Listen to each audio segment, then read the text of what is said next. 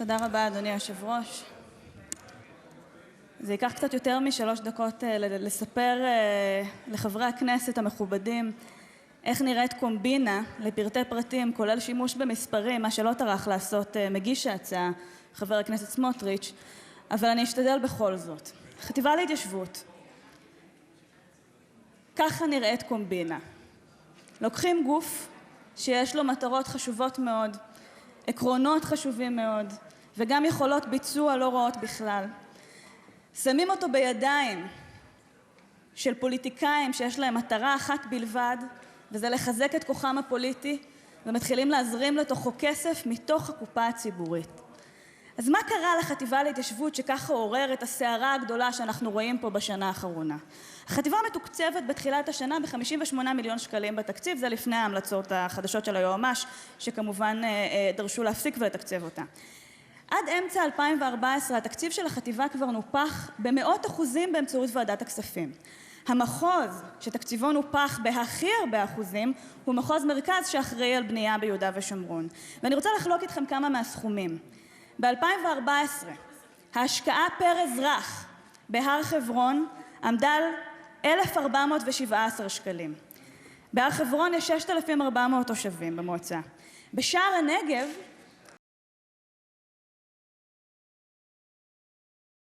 יש במועצת שער הנגב 6,900, יותר מבהר חברון. במועצת חוף אשקלון ההשקעה מהחטיבה להתיישבות עמדה ב-2014 על 11.9 שקלים בלבד. כמה תושבים יש במועצת חוף אשקלון? 14,700 תושבים.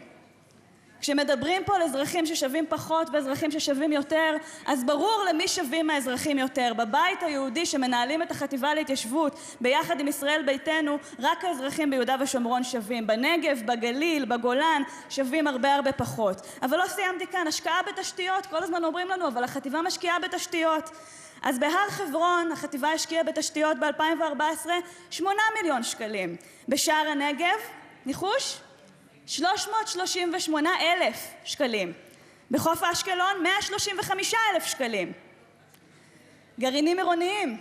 גם אנחנו בעד גרעינים עירוניים, אנחנו בעד פעילות התנדבותית של אנשים צעירים שיוצאים לשטח, חיים בפריפריה, מחזקים את השכונות.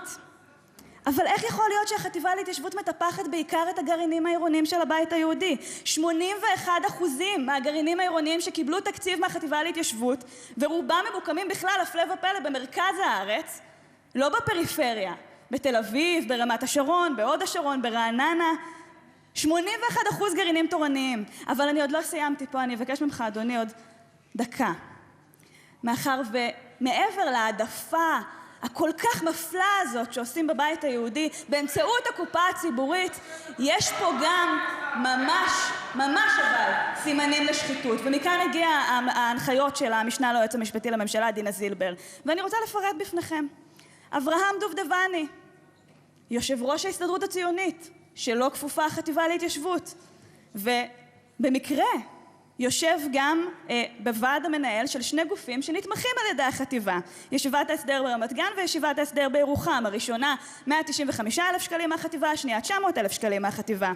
העמותה שבראשה עומד דניאל טרופר, יו"ר ועדת החוקה בבית היהודי, גם היא מקבלת 500,000 שקלים בשנה מהחטיבה להתיישבות. תחתיה יש 15 גרעינים תורניים, גם הם מחוברים לבית היהודי, גם הם מקבלים תמיכה מהחטיבה להתיישבות. עמותה שמנהל אריאל דורפמן, ראש מנהלת הגרעינים התורניים, פעיל בבית היהודי, אותו מינה אורי אריאל, גם עומד בראש המנהלת, גם הגרעינים שלו מקבלים כסף מהמנהלת.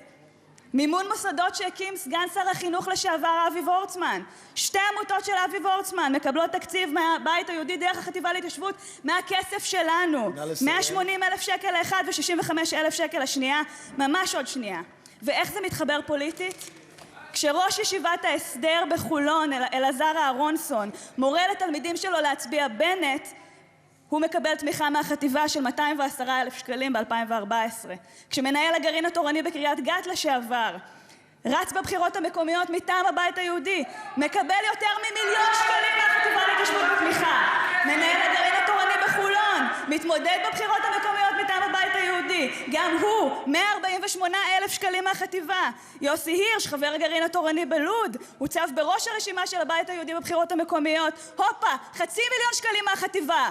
ועכשיו תדברו איתי על זה שאתם נגד שחיתות. זאת שחיתות, וזאת הקומבינה, וכל הדבר הזה ממומן מכספי ציבור. ורק דבר אחרון, כי אני באמת, זה פשוט בושה.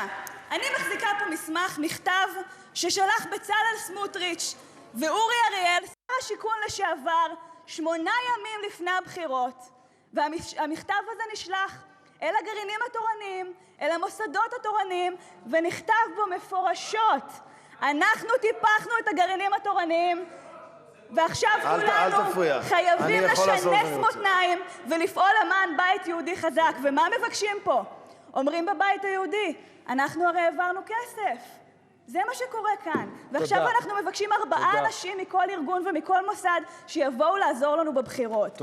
ככה נראית קומבינה פוליטית. החטיבה להתיישבות צריכה לדאוג באמת לפריפריה, לא לקומבינות של הבית היהודי. תודה רבה לך, חברת הכנסת שפיר.